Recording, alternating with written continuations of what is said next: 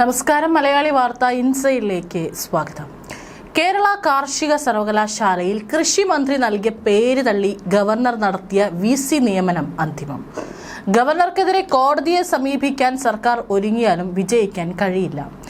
കാരണം VC നിയമിക്കാനുള്ള അധികാരം ഇനി ഗവർണർക്കാണെന്ന ഭേദഗതി UGC പാസാക്കി കഴിഞ്ഞു. സർവകലാശാല വിഷയത്തിൽ ഗവർണറുമായി പോരടിച്ച സംസ്ഥാന സർക്കാരിനെ പുതിയ UGC മാർഗരേഖ വന്നതോടെ വൈസ് ചാൻസലർ നിയമനങ്ങളിൽ വഴിയടഞ്ഞിരിക്കുകയാണ്. VC നിയമനത്തിൽ ബാഹ്യ ഇടപെടൽ പാടില്ലെന്നും ചാൻസലറാണ് നിയമനാധികാരിയെന്നും കണ്ണൂർ സർവകലാശാല കേസിൽ സുപ്രീം കോടതി ഉത്തരവിട്ടിരുന്നു. ഇത് സാധൂകരിക്കുന്ന തരത്തിലാണ് പുതിയ UGC മാർഗരേഖ. ഇതോടെ VC നിയമനങ്ങളെ ചൊല്ലി വർഷങ്ങളായുള്ള ഗവർണർ സർക്കാർ തർക്കത്തിന് തിരശ്ശീല വീഴും. കേരള കാർഷിക സർവകലാശാല വൈസ് ചാൻസലർ നിയമനത്തെ ചൊല്ലി ഗവർണറും സംസ്ഥാന സർക്കാരും തമ്മിൽ രാഷ്ട്രീയ പോര് തുടങ്ങിയത് കഴിഞ്ഞ ദിവസമാണ്. കൃഷിമന്ത്രി T. സിദ്ദിഖ് ശുപാർശ ചെയ്ത പേരുകൾ തള്ളിക്കൊണ്ട് BJP അനുകൂല സംഘടനയായ ദേശീയ അധ്യാപിക പരിഷത്തിന്റെ നേതാവ് ഡോക്ടർ T. സജിത റാണിയെ താൽക്കാലിക വൈസ് ചാൻസലറായി ഗവർണർ നിയമിച്ചു. MG സർവകലാശാലയിൽ BJP ബന്ധമുള്ള വ്യക്തിയെ VC-ആയി നിയമിച്ചതിന് പിന്നാലെയാണ് ഇപ്പോൾ കാർഷിക സർവകലാശാലയിലും സമാനമായ നീക്കമുണ്ടായിരിക്കുന്നത്. സ്ഥിരം വൈസ് ചാൻസലറെ നിയമിക്കുന്നത് വരെയുള്ള ചുമതലയാണ് സജിത റാണിക്കുള്ളത്. സ്ഥിരം VC-യെയും ഗവർണർക്ക് തന്നെ നിയമിക്കാം. സർക്കാർ നിർദ്ദേശിച്ച പേരുകളിൽ നിന്ന് മെറിറ്റ് നോക്കി VC-യെ കണ്ടെത്തേണ്ടതിന് പകരം അധ്യാപക പരിഷത്തിന്റെ മുൻനിരയിൽ പ്രവർത്തിക്കുന്ന സജിത റാണിയെ തെരഞ്ഞെടുത്ത ഗവർണറുടെ നടപടി ജനാധിപത്യ വ്യവസ്ഥയുടെ ലംഘനമാണെന്ന് ഉന്നത വിദ്യാഭ്യാസ മന്ത്രി റോജി M. ജോൺ ആരോപിച്ചു. VC നിയമനം നടത്തേണ്ടത് സംസ്ഥാന സർക്കാരാണെന്നും സർക്കാർ നൽകിയ ലിസ്റ്റ് മറികടന്നാണ് ഗവർണർ ഈ നിയമനം നടത്തിയതെന്നും അദ്ദേഹം പറഞ്ഞു. കേന്ദ്ര സർക്കാർ ചാൻസലർമാരെ ഉപയോഗിച്ചുകൊണ്ട് സർവകലാശാലകളുടെ അധികാരം പിടിച്ചെടുക്കാൻ നടത്തുന്ന ഇത്തരം ശ്രമങ്ങൾ ജനാധിപത്യ വിരുദ്ധമാണെന്നും അദ്ദേഹം ആരോപിച്ചു. സർവകലാശാലകളിൽ നടത്തുന്ന ഇത്തരത്തിലുള്ള രാഷ്ട്രീയ നിയമനങ്ങളോട് ഒരു കാരണവശാലും യോജിക്കാൻ കഴിയില്ലെന്നും മന്ത്രി വ്യക്തമാക്കി. ഗവർണറുടെ നിയമനത്തെ കോടതിയിൽ ചോദ്യം ചെയ്യുന്നതിനെക്കുറിച്ച് സർക്കാർ ആലോചിച്ച് തീരുമാനിക്കുമെന്നും റോജി M. ജോൺ പറഞ്ഞു. രാജ്യത്തെ സർവകലാശാല വൈസ് ചാൻസലർമാരുടെയും അധ്യാപകരുടെയും അക്കാദമിക് സ്റ്റാഫുകളുടെയും നിയമനത്തിനും സ്ഥാനക്കയറ്റത്തിനുമുള്ള പരിഷ്കരിച്ച കരട് ചട്ടങ്ങൾ UGC പുറത്തിറക്കിയത് അടുത്ത കാലത്താണ്. വൈസ് ചാൻസലർ നിയമനത്തിലുള്ള സെർച്ച് കമ്മിറ്റി അധ്യക്ഷനാണ് ചാൻസലർ നിർദ്ദേശിക്കും. രണ്ടാമത്തെ അംഗത്തെ UGC ചെയർമാൻ നാമനിർദ്ദേശം ചെയ്യും. Syndicate, senate, executive council, board of management എന്നിങ്ങനെയുള്ള സ്ഥിതികൾക്ക് മൂന്നാമത്തെ അംഗത്തെ നിർദ്ദേശിക്കാം. സർവകലാശാല VC നിയമനങ്ങളെ ചൊല്ലിയുള്ള ഗവർണർ സർക്കാർ പോരുകൾ രൂക്ഷമായ സാഹചര്യത്തിലാണ് പുതിയ കരട് ചട്ടം UGC ഇറക്കിയത്. കേന്ദ്ര സംസ്ഥാന സർവകലാശാലകൾക്ക് പുതിയ ചട്ടം ബാധകമാണ്. ഇതിന് വിരുദ്ധമായി നടത്തുന്ന VC നിയമനം അസാധുവാക്കും. വൈസ് ചാൻസലർ സ്ഥാനത്തേക്ക് 5 പേരുകൾ സെർച്ച് കമ്മിറ്റിക്ക് ചാൻസലറുടെ പരിഗണനയ്ക്ക് വിടാം. 5 വർഷത്തേക്കോ 70 വയസ്സ് തികയുന്നത് വരെയുമാണ് നിയമനം. പുനർനിയമനത്തിനും ഈ മാനദണ്ഡങ്ങൾ ബാധകമാണ്. ലംഘിക്കുന്ന ഉന്നത വിദ്യാഭ്യാസ സ്ഥാപനങ്ങളെ UGC-യുടെ പദ്ധതികളിൽ നിന്ന് ഒഴിവാക്കും. ബിരുദ, ഓൺലൈൻ, വിദൂര വിദ്യാഭ്യാസ കോഴ്സുകൾ വിലക്കും. ഉന്നത വിദ്യാഭ്യാസ സ്ഥാപനങ്ങളുടെ പട്ടികയിൽ നിന്ന് ഒഴിവാക്കുമെന്നും കേന്ദ്ര വിദ്യാഭ്യാസ മന്ത്രി ധർമ്മേന്ദ്ര പ്രധാൻ പുറത്തിറക്കിയ ചട്ടത്തിൽ പറയുന്നു. കരട് ചട്ടങ്ങളിൽ പൊതുജനങ്ങളുടെയും അക്കാദമിക് വിദഗ്ധരുടെയും അഭിപ്രായം UGC തേടി. ആരോഗ്യ സർവകലാശാല ഒഴികെ സംസ്ഥാനത്തെ മറ്റൊരു സർവകലാശാലയിലും സ്ഥിരം VC ഇല്ല. പ്രതിപക്ഷ വീറോടെ സർക്കാരുമായി പോരടിച്ച മുൻ ഗവർണർ ആരിഫ് മുഹമ്മദ് ഖാൻ മിക്കയിടത്തും സ്വന്തം നിലയിൽ താൽക്കാലിക VC-മാരെ നിയമിച്ചു. സർക്കാരുമായുള്ള തർക്കത്തിന് പുറമെ CPM ആധിപത്യമുള്ള സിൻഡിക്കേറ്റുകൾ കോടതി കയറിയതോടെ സ്ഥിരം VC നിയമിക്കാൻ ഗവർണർക്കായില്ല. സെർച്ച് കമ്മിറ്റിയിൽ UGC പ്രതിനിധി വേണമെന്ന് മാത്രമേ 2018 മാർഗരേഖയിൽ പറയുന്നുള്ളൂ എന്ന വാദമുയർത്തിയാണ് നാളിതുവരെ സർക്കാരും സർവകലാശാലകളും ഗവർണറെ എതിർത്തത്. സെർച്ച് കമ്മിറ്റി ചാൻസലർ രൂപവൽക്കരിക്കണമെന്ന് UGC വ്യവസ്ഥ ചെയ്തിട്ടില്ലെന്നും തടസ്സവാദമുയർത്തി. ഈ 2 കാര്യങ്ങളിലും വ്യക്തത വരുത്തി ചാൻസലറെ സർവാധികാരിയാക്കിയാണ് പുതിയ മാർഗരേഖ. സെർച്ച് കമ്മിറ്റി രൂപവൽക്കരിക്കേണ്ടത് ചാൻസലറാണെന്ന് മാത്രമല്ല, ചാൻസലർ നിർദ്ദേശിക്കുന്നയാൾ ഈ സമിതിയിൽ അധ്യക്ഷത വഹിക്കണമെന്നും മാർഗരേഖ വ്യവസ്ഥ ചെയ്യുന്നു. ഫലത്തിൽ 3-2 പ്രതിനിധികളെ നിശ്ചയിക്കുന്നതിൽ കേന്ദ്രത്തിന് മേൽക്കൈ ലഭിക്കും. അതത് സർവകലാശാലകളിലെ സിൻഡിക്കേറ്റ്, സെനറ്റ്, എക്സിക്യൂട്ടീവ് കൗൺസിൽ പ്രതിനിധികളിൽ ആരെങ്കിലും ഒരാളെ ഉൾപ്പെടുത്താമെന്ന് മാത്രമാണ് സംസ്ഥാനത്തിനുള്ള ഏക അധികാരം. ഗവർണറെ സർവകലാശാലകളുടെ ചാൻസലർ സ്ഥാനത്ത് നിന്ന് മാറ്റിയും VC നിയമനങ്ങളിൽ സർക്കാരിന് മേൽക്കൈ ലഭിക്കുന്ന നിലയിലും നിയമനിർമ്മാണത്തിൽ ഒരുങ്ങിയെങ്കിലും ബില്ലുകൾ രാഷ്ട്രപതി തള്ളിയതോടെ കേരളത്തിന്റെ വഴി നേരത്തെ അടഞ്ഞിരുന്നു. പിന്നെ നിയമ നടപടിയായിരുന്നു കേരളത്തിന്റെ മുന്നിലെ ഏക വഴി. പുതിയ UGC മാർഗരേഖയോടെ ആ വാതിലും അടഞ്ഞു. അപ്പോഴാണ് കാർഷിക സർവകലാശാലയിലും ഗവർണർ സ്വന്തം VCയെ നിയമിച്ചത്. സാങ്കേതിക ഡിജിറ്റൽ വൈസ് ചാൻസലർ നിയമനത്തിൽ ഗവർണറും പിണറായി സർക്കാരും തമ്മിൽ ധാരണയുണ്ടാക്കിയിരുന്നു. ഇതിനുവേണ്ടി സുപ്രീം കോടതി നിയമിച്ച സെർച്ച് കമ്മിറ്റിയുടെ സിറ്റിംഗ് ഫീസ് ഇനത്തിൽ മാത്രം ഇതുവരെ 31 ലക്ഷം രൂപയാണ് ചിലവിട്ടത്. ഹൈക്കോടതിയിലും സുപ്രീം കോടതിയിലും അഭിഭാഷകർക്ക് നൽകിയ ലക്ഷ്യങ്ങൾ വേറെയും. ഈ നിയമ പോരാട്ടത്തിന് വക്കീൽ ഫീസായി എത്ര രൂപ ചെലവിട്ടെന്ന വിവരാവകാശ നിയമപ്രകാരമുള്ള ചോദ്യത്തിന് സർക്കാരോ AG ഓഫീസോ മറുപടി നൽകിയിരുന്നില്ല.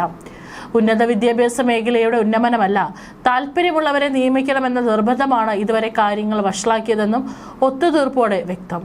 സർക്കാരും ഗവർണറും തമ്മിൽ തർക്കമുണ്ടായതോടെയാണ് സുപ്രീം കോടതി ഇടപെട്ട് സെർച്ച് കമ്മിറ്റി രൂപീകരിച്ചത്. മുൻഗണനാ പട്ടിക മുഖ്യമന്ത്രി തയ്യാറാക്കി ഗവർണർക്ക് നൽകാനായിരുന്നു ആദ്യം കോടതി നിർദ്ദേശം. ഡിജിറ്റലിലേക്ക് doctor Saji Gopinath, doctor MS Rajashree, doctor Jin Jose, doctor Priya Chandran, doctor Ciza Thomas എന്ന ക്രമത്തിലും KTUവിലേക്ക് doctor C Satheesh Kumar, doctor GR Bindu, doctor Priya Chandran, doctor Ciza Thomas എന്ന ക്രമത്തിലുമാണ് മുഖ്യമന്ത്രി പേരുകൾ നൽകിയിരുന്നത്. സിസ തോമസിനെ പരിഗണിക്കരുതെന്ന കുറിപ്പോടെയാണ് അവരുടെ പേര് 2 പട്ടികയിലും ഉൾപ്പെടുത്തിയത്. സജിയെയും രാജശ്രീയും എതിർത്ത് ഗവർണറും കോടതിയിൽ സത്യവാങ്മൂലം നൽകി. സജി ഗോപിനാഥ് VC ആയിരിക്കെ ഡിജിറ്റൽ സർവകലാശാലയിൽ നടന്ന ക്രമക്കേടുകളെക്കുറിച്ചും സിസ തോമസ് നൽകിയ റിപ്പോർട്ടാണ് ഗവർണർ സജിക്കെതിരെ ആയുധമാക്കിയത്. രാജശ്രീയും അദ്ദേഹം എതിർത്തു. മുൻപ് സർക്കാരിന്റെ താല്പര്യത്തിന് വിരുദ്ധമായി ഗവർണറുടെ നിർദ്ദേശപ്രകാരം KTUവിന്റെ താൽക്കാലിക VCയുടെ ചുമതല ഏറ്റെടുത്തതാണ് സിസയോട് സർക്കാരിനുള്ള വിരോധം. അടുത്തിടെ ഡിജിറ്റലിൽ താൽക്കാലിക VC ആയിരിക്കെ അവിടുത്തെ ക്രമക്കേട് സംബന്ധിച്ച് റിപ്പോർട്ട് ഗവർണർക്ക് നൽകിയത് വിരോധം കൂട്ടി. എന്നാൽ സിസയെ നിയമിക്കുന്നതിന് ഒടുവിൽ അന്നത്തെ മുഖ്യമന്ത്രി സമ്മതം മൂളുകയായിരുന്നു. താൻ പ്രോ ചാൻസലർ ആയിരിക്കുന്ന ഏക സർവകലാശാലയായ ഡിജിറ്റലിൽ സജി ഗോപിനാഥിനെ നിയമിക്കണമെന്ന താല്പര്യത്തിന് ഗവർണർ വഴങ്ങാൻ വേണ്ടിയായിരുന്നു ഈ ഒത്തുതീർപ്പ്. സജി ഗോപിനാഥ് VC ആയിരിക്കെ ഡിജിറ്റലിൽ നടന്നതായി സിസ തോമസ് കണ്ടെത്തിയ ക്രമക്കേട് സംബന്ധിച്ച് റിപ്പോർട്ട് മുഖ്യമന്ത്രിക്ക് ഗവർണർ കൈമാറിയിരുന്നു. മാസങ്ങളോളം നീണ്ട നാടകത്തിന് തിരശ്ശീല വീണതോടെ 3 ഇടത്ത് സ്ഥിരം VCമാരായി. കാലാവധി പൂർത്തിയാകുന്നതിന് മുമ്പ് മറ്റ് സർവകലാശാലകളിലും നിയമനം നടത്താൻ കഴിഞ്ഞ സർക്കാർ ആഗ്രഹിച്ചിരുന്നു. അതിനുള്ള ധാരണയും രൂപപ്പെട്ടിട്ടുണ്ടെന്നാണ് വിവരം. എന്നാൽ അതിനുള്ള ഭാഗ്യം പിണറായിക്കുണ്ടായില്ല. ആർലേക്കറുമായി രമ്യതയിലെത്താൻ പിണറായി വിജയനെ പ്രേരിപ്പിച്ചത് മുഖ്യമന്ത്രി പ്രോ ചാൻസലർ ആയിരിക്കുന്ന ഡിജിറ്റൽ സർവകലാശാലയിലെ കോടികളുടെ അഴിമതിയാണ്. മുഖ്യമന്ത്രി ഭരിക്കുന്ന IT വകുപ്പിന് കീഴിലാണ് സർവകലാശാല പ്രവർത്തിക്കുന്നത്. അതിനാൽ മുഖ്യമന്ത്രിയാണ് സർവകലാശാലയുടെ പ്രോ ചാൻസലർ. സർവകലാശാലയുടെ വൈസ് ചാൻസലർ ആയിരുന്ന ഡോക്ടർ സിസ തോമസ് ഫയലുകളും രസീതുകളും പരിശോധിച്ചപ്പോൾ വ്യാപക ക്രമക്കേട് കണ്ടെത്തിയിരുന്നു. IT വ്യവസായ വകുപ്പുകൾക്ക് പുറമെ വൻകിട സ്വകാര്യ സ്ഥാപനങ്ങളുടെയും കരാറുകൾ സർവകലാശാലയാണ് ഏൽപ്പിച്ചിരിക്കുന്നത്.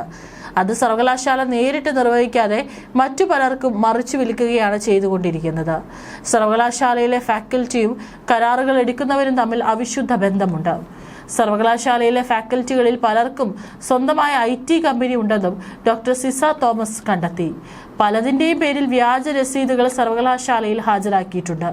സർവകലാശാല സ്ഥാപിച്ചിട്ട് 5 വർഷം കഴിഞ്ഞെങ്കിലും ഇതുവരെ ഓഡിറ്റ് നടത്തിയിട്ടില്ല. ഡോക്ടർ സിസയുടെ റിപ്പോർട്ടിന്റെ അടിസ്ഥാനത്തിലാണ് ഓഡിറ്റ് നടത്താൻ കംട്രോളർ ആൻഡ് ഓഡിറ്റർ ജനറലിനോട് ഗവർണർ ആവശ്യപ്പെട്ടത്.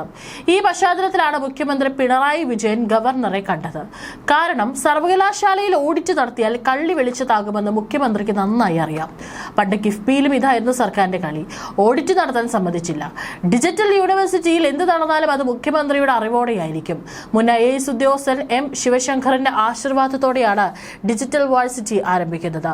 അതുകൊണ്ട് തന്നെ ഇത് അഴിമതിക്ക് പേരുകേട്ട സ്ഥാപനമാണെന്ന് തുടക്കം മുതൽ അറിയാമായിരുന്നു. മുഖ്യമന്ത്രിക്ക് സ്വതന്ത്രമായി IT അധിഷ്ഠിത കാര്യങ്ങൾ നിർവഹിക്കാനുള്ള ഒരു സ്വന്തം സർവകലാശാല എന്ന നിലയ്ക്കാണ് ഡിജിറ്റൽ യൂണിവേഴ്സിറ്റി പ്രവർത്തനം തുടരുന്നത്. ഡിജിറ്റൽ യൂണിവേഴ്സിറ്റിക്ക് കിഫ്ബി മാതൃകയിൽ ഓഡിറ്റ് വേണ്ടെന്ന് തീരുമാനിച്ചത് മുഖ്യമന്ത്രിയുടെ IT വകുപ്പാണ്. ഓഡിറ്റ് സംബന്ധിക്കുന്ന നിയമത്തിലെ 14 വകുപ്പ് പ്രകാരം എല്ലാ വരവ് ചെലവും പരിശോധിക്കാൻ CNMGക്ക് അധികാരമുണ്ട്. എന്നിട്ടും കിഫ്ബിയിൽ ഓഡിറ്റ് നടത്താനുള്ള സാഹചര്യം ഒരുക്കണമെന്നാവശ്യപ്പെട്ട് CNAG സംസ്ഥാന സർക്കാരിനെ കത്തയക്കുകയായിരുന്നു. കത്തുകൾ കൈപ്പറ്റിയ സർക്കാർ ഓഡിറ്റ് അനുവദിക്കാനാകില്ലെന്ന നിലപാടെടുത്തു. യഥാർത്ഥത്തിൽ ഓഡിറ്റ് നടത്താൻ കത്തയച്ച് അനുവാദം ചോദിക്കേണ്ട കാര്യം AGക്കില്ല. അത് നിരസിക്കാനുള്ള അധികാരം സർക്കാരിനുമില്ല. ഗണ്യമായി സർക്കാർ സഹായം കിട്ടുന്ന സ്ഥാപനങ്ങൾ AG ഓഡിറ്റിന് വിധേയമാണെന്നാണ് നിയമത്തിലെ വകുപ്പ് 14(1) പറയുന്നത്. സർക്കാർ പണം കൈപ്പറ്റുന്ന സ്ഥലങ്ങളിൽ ഓഡിറ്റ് വേണോ വേണ്ടയോ എന്നതിൽ പ്രസക്തിയില്ല. എല്ലാ വരവ് ചെലവുകളും ഓഡിറ്റ് ചെയ്യണമെന്നാണ് ചട്ടം. സർക്കാർ നൽകുന്ന വാർഷിക ഗ്രാന്റ് 25 ലക്ഷത്തിൽ കുറയാതിരിക്കുന്ന സ്ഥാപനങ്ങളിൽ ഓഡിറ്റ് നിർബന്ധമാണ്. ആകെ ചെലവിന്റെ 75% കുറയാത്ത സഹായമായിരിക്കണം ഇത്. കിഫ്ബിക്ക് വായ്പാ വരുമാനം ഗണ്യമായി കിട്ടുകയും ഗ്രാന്റ് ആകെ ചെലവിന്റെ 75% എത്താതിരിക്കുകയും ചെയ്താലും വകുപ്പ് 14 പ്രകാരമുള്ള ഓഡിറ്റിന് പുറത്തേക്ക് സ്ഥാപനം പോകില്ല. ഡിജിറ്റൽ യൂണിവേഴ്സിറ്റിക്കും ഇത് ബാധകമാണ്. കിഫ്ബിക്കും CAG ഓഡിറ്റ് ബാധകമാണ്. അത് 14(1) പ്രകാരമാണ് നടക്കേണ്ടത്. 14(1) പരിധിയിൽ നിന്നും പുറത്തുപോയി എന്ന് വന്നാൽ 14(2) ഉപയോഗിക്കേണ്ടത്. ഇപ്പോൾ ഓഡിറ്റ് അനിവാര്യമായി തീരും. ഒരു പരിമിതിയുമില്ലാതെ അടുത്ത 2 വർഷത്തേക്ക് അത് തുടരാൻ ഒരു തടസ്സവുമില്ല. എന്നിട്ടും CAG കത്ത് അയച്ചുകൊണ്ടിരിക്കുന്നത് എന്തിനാണെന്നാണ് ചോദ്യം. അതിന്റെ കാരണം കേന്ദ്ര സർക്കാർ അന്വേഷിക്കും. AG ഒരു ഭരണഘടനാ സ്ഥാപനമാണെങ്കിലും നടത്തിപ്പിൽ കേന്ദ്ര സർക്കാരിന് പങ്കുണ്ട്. ഇതേ കാര്യം തന്നെയാണ് ഡിജിറ്റൽ സർവകലാശാലയിലും ബാധകം. കേരള ഡിജിറ്റൽ സർവകലാശാലയെ മറയാക്കി ഗ്രഫീൻ ഗവേഷണത്തിന്റെ പേരിൽ കേന്ദ്ര സംസ്ഥാന ഫണ്ടുകൾ കൈക്കലാക്കാനുള്ള സർക്കാർ ഉന്നതരുടെ ശ്രമം ഗവർണറുടെ ഇടപെടലിലൂടെ ഇല്ലാതായത് ഏതാനും മാസങ്ങൾക്ക് മുമ്പാണ്. 2 സ്വകാര്യ വ്യക്തികളെ മുന്നിൽ നിർത്തി പണം കൈക്കലാക്കാനാണ് സർക്കാർ CPM ഉന്നതർ ശ്രമിച്ചതെന്നാണ് ആരോപണം. കേന്ദ്രത്തെ പറ്റിച്ച് കോടികൾ അടിച്ചുമാറ്റാനുള്ള നീക്കം കംട്രോളർ ആൻഡ് ഓഡിറ്റർ ജനറൽ അന്വേഷിക്കുമെന്നാണ് സൂചന. ഗവർണറുടെ നിർദ്ദേശപ്രകാരമാണ് നടപടി. ഭാവിയുടെ പദാർത്ഥമെന്ന് വിശേഷിപ്പിക്കുന്ന ഇപ്പോഴും പൂർണ്ണമായി വികസിച്ചിട്ടില്ലാത്ത ഗ്രഫീൻ ഗവേഷണ സംരംഭക പദ്ധതി പ്രഖ്യാപിച്ചാണ് ഉന്നത ബന്ധമുള്ള ചിലരുടെ നേതൃത്വത്തിൽ ഇതിനുള്ള നീക്കം നടത്തിയത്.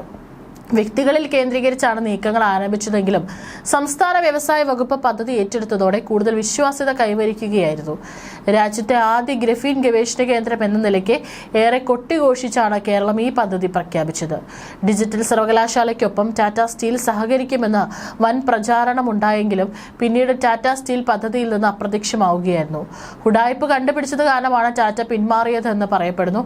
ഏതായാലും ഇതെല്ലാം ഗവർണർ പിണറായി വിജയനോട് മാത്രം കാണിക്കുമെന്നാണ് സതീശൻ സർക്കാർ കരുതിയത്. എന്നാൽ ഗവർണർക്ക് ആരോടും പ്രത്യേകിച്ച് പ്രതിപത്തിയൊന്നുമില്ല. അദ്ദേഹം നിയമപ്രകാരം കാര്യങ്ങൾ ചെയ്യും. അതുകൊണ്ട് തന്നെ കാർഷിക VCയുടെ കാര്യത്തിൽ സർക്കാരിനെ ഗവർണറെ ഒരു ചുക്കും ചെയ്യാനാവില്ല.